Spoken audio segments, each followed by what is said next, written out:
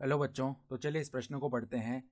X अक्ष के साथ 30 डिग्री कोण आंतरित करने वाली उस रेखा का समीकरण ज्ञात कीजिए जो बिंदु 0,5 से होकर जाती है। तो देखो प्रश्न में क्या बोल रहा है कि एक्स अक्ष के साथ एक जो रेखा है वो 30 डिग्री का कोण आंतरित करती है। हमें उसका समीकरण बताना है तथा हमें यह भी बताया गया है कि वो बिंदु 0,5 से होकर जाती है। ठीक है, तो प्रश्न में आगे बढ़ने से पहले इस प्रश्न से संबंधित जो मुख्य अवधारणा है उसकी हम चर्चा कर लेते हैं। तो देखो मुख्य अवधारणा, यदि यदि किसी रेखा का एक्स अक्ष के साथ आंतरित कोण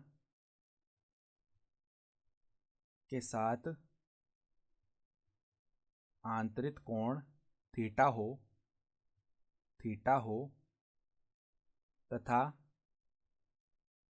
वह x1, y1 बिंदु से गुजरे तो रेखा का समीकरण क्या होता है। तो रेखा का समीकरण,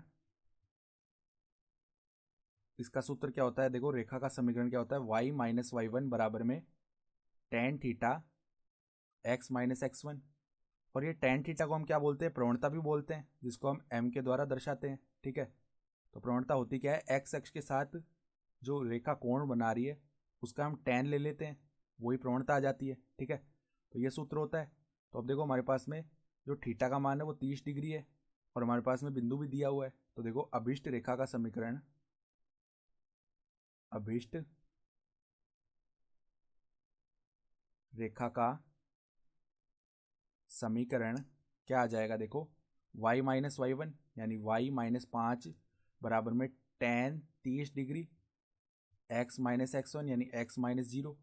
तो ये क्या बनेगा, y माइनस 5 बराबर में tan 30 का मान 1/वर्गमूल 3 और गुणा में x हो जाएगा। तो देखो वर्गमूल 3 उस तरफ जाएगा तो y से गुणा होगा, तो y वर्गमूल 3 माइनस में 5 वर्गमूल 3 बराबर में x आ जाएगा।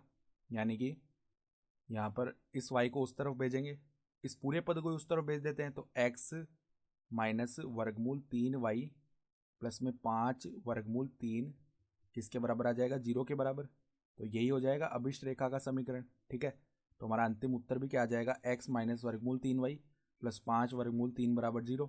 तो आशा करता हूँ कि आपको ये प्रश्न समझ में आया होगा। धन्यवाद।